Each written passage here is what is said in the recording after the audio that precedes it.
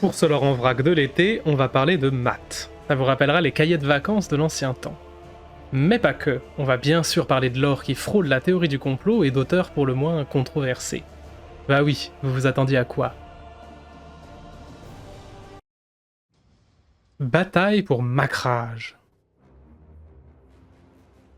C'est le nom de la boîte de départ de la 4ème édition de Warhammer sortie en 2004, qui ne manquera pas de rendre un bon nombre de gens nostalgiques de leur début, moi y compris.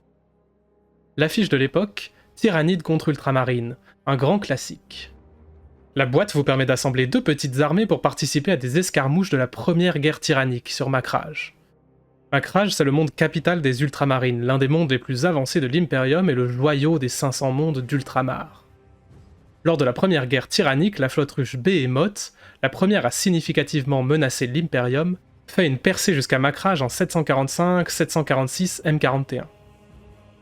Courant à la défense de leur empire natal, les Ultramarines et leurs alliés seront décimés au cours de mois d'affrontements jusqu'à un dernier carré dans la forteresse polaire de la capitale. À la bataille de la crête de l'Acier Froid, Marneus Calgar, maître de chapitre, sera même gravement blessé, mis en charpie par le puissant Swarmlord. Même leur première compagnie, les vétérans du chapitre, sera purement et simplement annihilée dans un dernier carré au fond de la forteresse glaciaire. C'est une victoire dans l'espace avec des renforts tombant à point nommé de la flotte Tempestus et le sacrifice du vaisseau de classe empereur Dominus Astra qui permettra la victoire de l'Imperium. L'immense machine fera exploser ses moteurs warp au beau milieu de la flotte russe en entraînant une grosse partie avec lui vers un destin inconnu à travers l'Immaterium. Le contenu de la boîte de jeu est extrêmement basique comparé à l'épicness des batailles décrites, surtout par rapport à ce qui se fait maintenant. Pas de héros à l'horizon, ni de véhicules pour aucun des 2 camps. Les Ultramarines peuvent compter sur quelques marines tactiques, un lance-missile, un lance-flamme et un sergent. Côté Tyrannide, des Thermaguns et des Genestealers dans leur plus simple appareil. Ce qui rajoute un peu d'intérêt à la boîte, les terrains assez stylés d'une navette écrasée qui aura agrémenté beaucoup de premières tables de jeu. Des nodes d'infestation avec leurs rejetons spore mines, et un lieutenant de la marine impériale sans armure portant des glandes progénoïdes ultramarines, le lieutenant Varas. Cette caisse, qui sera l'objectif de la plupart des scénarios fournis dans la boîte, est particulièrement précieuse pour refaire les forces du chapitre après ces terribles pertes aux griffes des tyrannides. La boîte a été rééditée en 2024 pour 1 semaine seulement, mais elle est passée, je trouve, assez inaperçue. Celle de l'époque contenait, en plus des figurines, des règles de base pour jouer, les réglettes rouges typiques de l'époque pour mesurer les pouces, les gabarits de la nostalgie, et quelques petits scénarios pas bien complexes, juste ce qu'il faut pour commencer le hobby.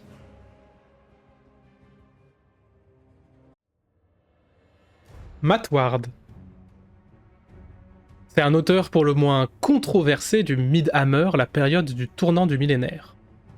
Il est apprécié pour le travail relativement colossal qu'il a pu produire au cours de ses 12 années en tant qu'auteur et game designer chez Games Workshop, mais il est aussi très controversé pour son favoritisme pour certaines factions, lorsqu'il s'agit d'écrire leur lore ou leurs règles. Les œuvres les plus marquantes de cette catégorie datent de la 5ème édition. On peut mentionner ses codex Necron, Grey Knights, Blood Angel, et surtout son codex Space Marines, qui aurait tout aussi bien pu s'appeler codex Ultramarines en fait.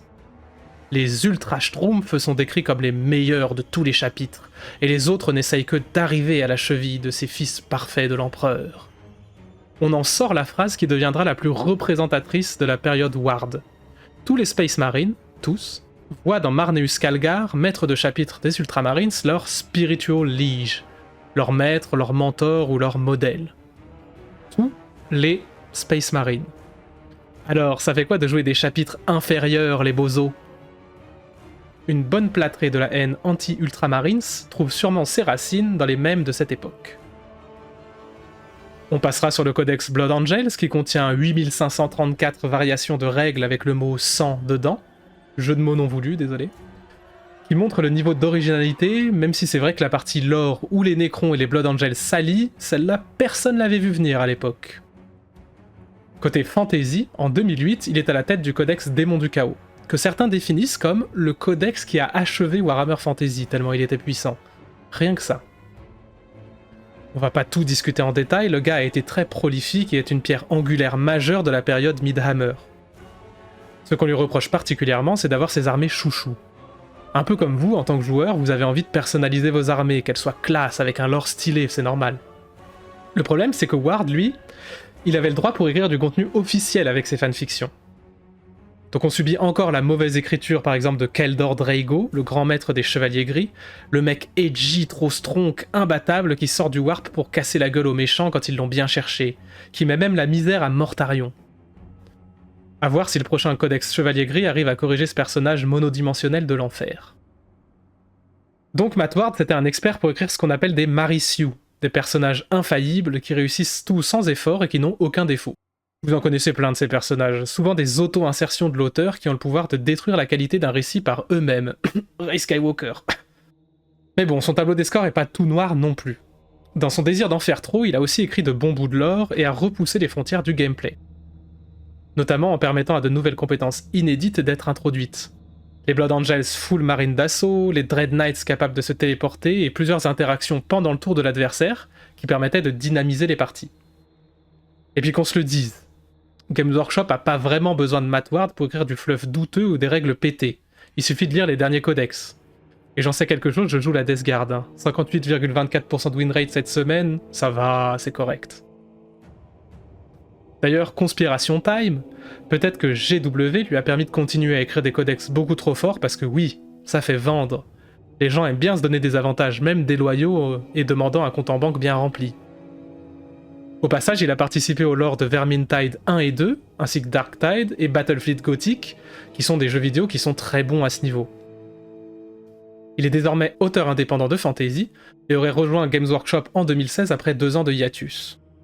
Dur à dire s'il y travaille encore, mais certains voient sa marque sur la façon dont Guilliman a fait son retour en 8ème édition. Alors, un auteur bancal trop égocentré, ou un bouc émissaire pour une fanbase moins que compréhensive? Comme d'hab, à vous de décider.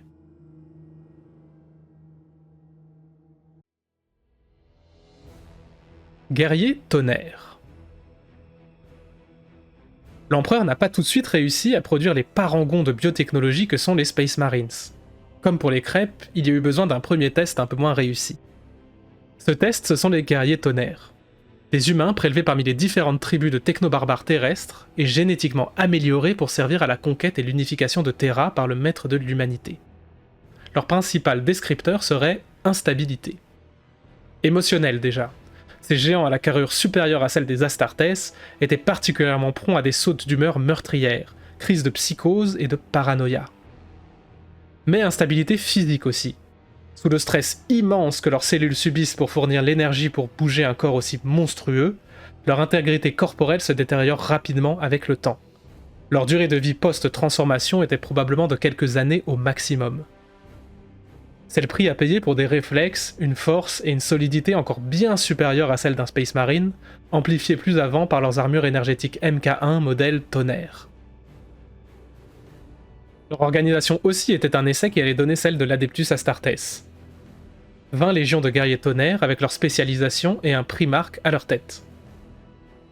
Même si ces primarques étaient des guerriers Tonnerre normaux, dans la mesure du possible, et ne menaient que quelques centaines d'individus.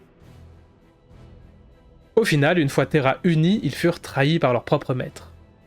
Les custodes, avec Constantin Valdor à leur tête, profitèrent de la célébration de leur victoire au mont Ararat pour les annihiler jusqu'au dernier. Ou presque, voire les morts oubliés. Ils étaient devenus plus un handicap qu'un outil pour le maître de l'humanité qui avait désormais besoin de guerriers stables et indépendants pour mener sa conquête à travers l'espace. Ce que les Astartes perdirent en force brute par rapport à leurs prédécesseurs, ils le gagnèrent en génie tactique, coopération et force mentale.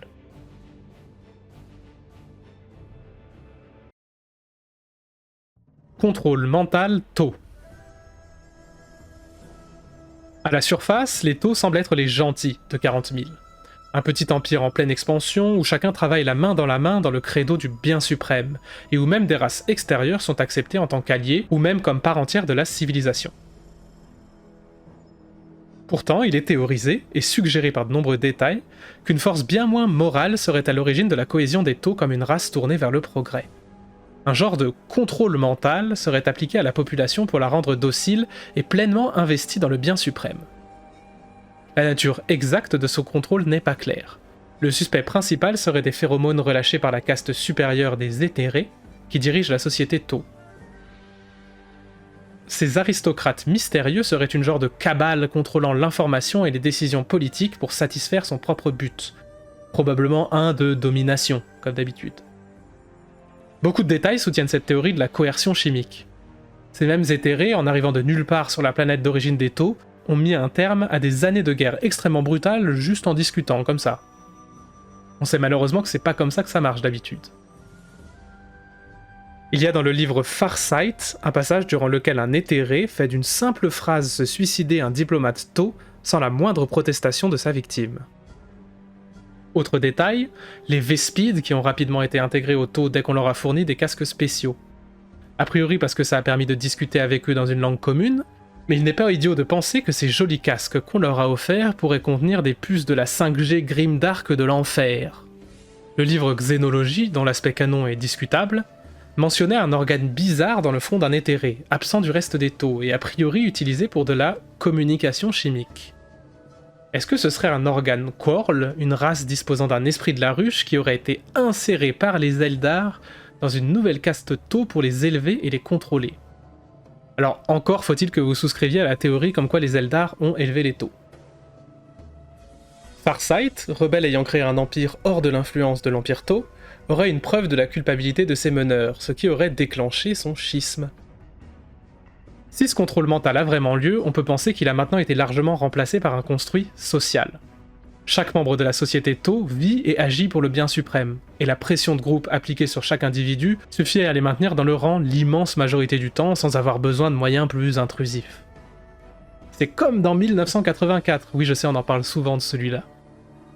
La simple pensée d'être contre le bien suprême a été consciencieusement excisée de toute leur société, au point d'être complètement inimaginable.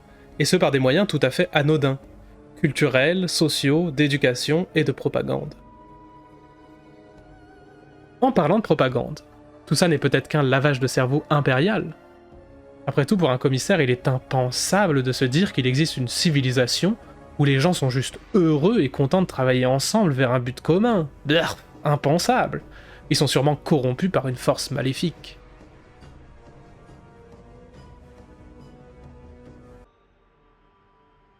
Mathhammer.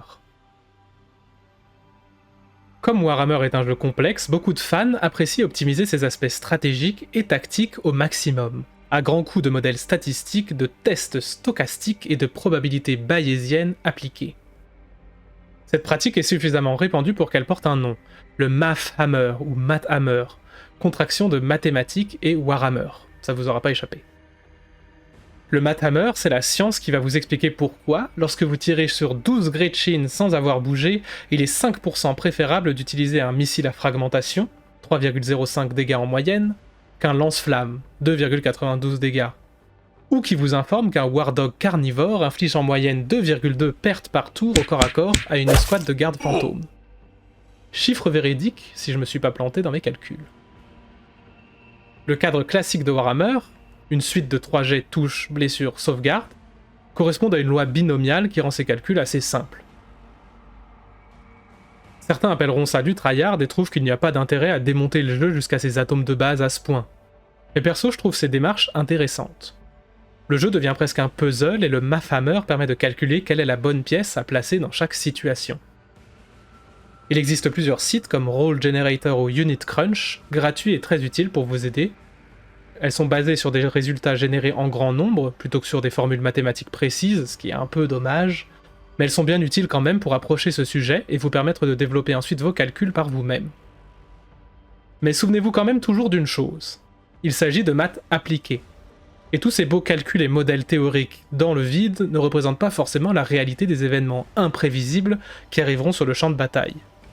Dites-vous que si ce coup-ci vous avez foiré 3 rolls évidents à la suite, vous vous rattraperez sur vos prochains jets de sauvegarde. Allez, je vous donne un problème et on verra qui aura le courage de le faire en commentaire. En moyenne, 5 Hellblasters surchargeant leurs armes et étant restés statiques, infligent combien de dégâts à un Rhino du chaos en une seule phase de tir ?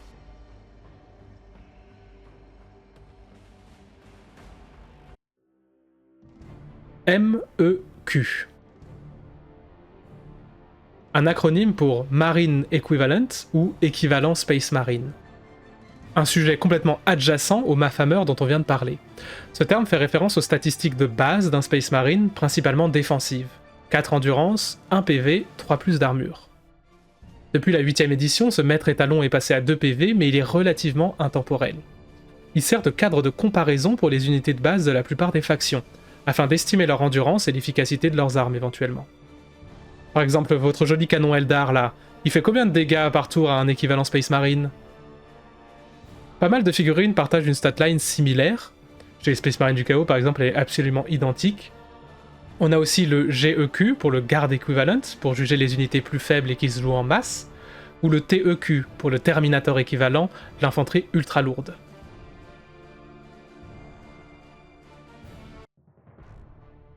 Les primarques manquants servent à la customisation. Maintenant, vous devez savoir que l'empereur a créé 20 légions de Space Marine, mais que 2 ont été perdues. On ne sait pas qui étaient ces légions, ou leurs primarques, ni même quand et pourquoi elles ont disparu.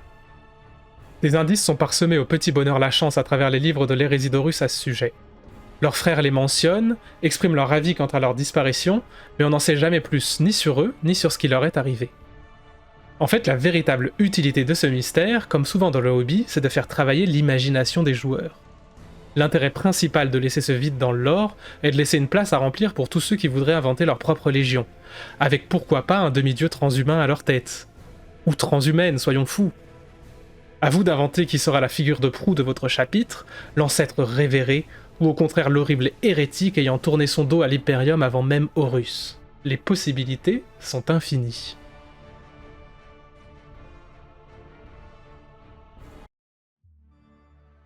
Rogue Trader. Souvenez-vous qu'à ses débuts, Warhammer 40K s'appelait Warhammer 40 000 Rogue Trader. Les Rogue Traders, ou libres marchands, sont une caste noble de l'Imperium datant des premiers jours de la Grande Croisade. Chaque famille dispose d'une lettre de marque, similaire à celle des corsaires de l'Ancienne Terre, appelée concession commerciale. Ce document, signé du sang de l'empereur, leur permet d'agir virtuellement hors de toutes les règles de l'Imperium. Ils peuvent quitter l'espace connu, commercer avec des xénos, et ne sont liés par aucun devoir. Véritables conquistadors de l'âge spatial, leur but à l'origine était d'explorer la galaxie pour étendre la vision de l'empire de l'humanité. Et bien sûr, s'enrichir au passage. On comprend donc le sous-titre de la première édition, qui était finalement très proche d'un jeu de rôle, plus que d'un jeu de guerre. D'ailleurs, c'est le nom du principal RPG actuel dans cet univers, sorti sous forme de jeu de rôle papier, publié par Fantasy Flight Games entre 2008 et 2014, ainsi que d'un jeu vidéo datant de l'année dernière, les deux ayant été apparemment plutôt bien reçus. La plupart des libres marchands sont cultivés, polis et possèdent un port altier. La plupart étant habillés dans des styles chatoyants qui soutiennent bien leur charisme, de vrais stand-users de l'espace. À la manière des inquisiteurs, ils ont tendance à s'entourer d'une suite de personnes les plus valeureuses de la galaxie, souvent littéralement. Tous n'ont pas la même réussite. Si certains n'ont que leur vieux vaisseau à leur nom, ceux ayant le plus de succès peuvent en effet compter sur des fonds pratiquement infinis. Parfois, leurs connexions leur permettent de faire appel aux branches les plus puissantes de l'Imperium, armée, inquisition, voire Space Marines. De même, leur foi leur appartient. Certains sont de fervents suivants de la foi impériale, et d'autres approchent les mystères de la galaxie d'une façon beaucoup plus séculaire. Même le temps ne leur manque pas vraiment, puisque la plupart profitent de traitements réjuvénants les rendant fonctionnellement immortels. Cela ne veut pas dire que l'Imperium les porte dans leur cœur, et la plupart sont assez mal vus par les différentes branches de l'Empire. Pour les jouer sur le champ de bataille, il faudra vous procurer soit une boîte de Blackstone Fortress, soit la kill team menée par la libre marchand Elucia Vane, surnommée la mort plumeuse par les orques à cause de son chapeau excentrique. Les noms idiots. Games Workshop, surtout dans ses anciens jours, n'était pas réputé pour avoir les auteurs les plus imaginatifs en termes de noms. Ça se basait surtout sur des références un peu à la con. Petit florilège des noms les plus absurdes, que ce soit voulu ou non. Parmi les primarques, déjà, on en trouve des bons. Ferus Manus, en latin main de fer, le primarque des Iron Hands, les mains de fer, qui a assez vite les mains couvertes de nécrodermis. Donc il finit par avoir littéralement des mains de fer. Vous avez compris son principal trait physique, c'est bon ? Corvus Corax. Corvus, le nom latin du corbeau, Corax, le nom grec du corbeau. Qui aurait pu rêver d'un meilleur nom pour le primarque de la Ravengard? À votre avis, Raven, ça veut dire quoi en anglais? Surtout, n'oubliez pas que les primarques sont nommés sur leur planète d'origine avant de connaître leur légion. Donc pareil pour Mortarion qui finira par cosplayer la mort. Bon, celui-là il marche surtout en français. On a aussi Angron, le mec toujours énervé, c'est-à-dire Angry. On peut en trouver d'autres aussi en dehors des fils de l'empereur, bien sûr. Il y a les anciens noms qui sont évidemment là un peu pour la blague. Obi-Wan Sherlock Clouseau, qui est juste une suite de références absurdes. Beef Thundrich, what the fuck comme nom pour un Imperial Fist, dans un des premiers romans de la licence.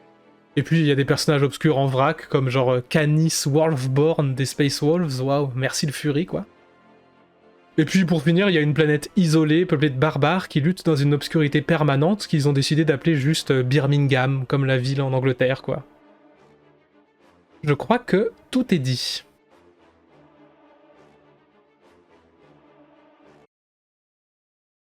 Voilà pour cet épisode du lore en vrac Warhammer 40 000, j'espère que votre été se passe bien et que vous profitez de la canicule pour fignoler votre peinture ou votre lancer de dés au frais. Je vous dis à la prochaine, ciao ciao.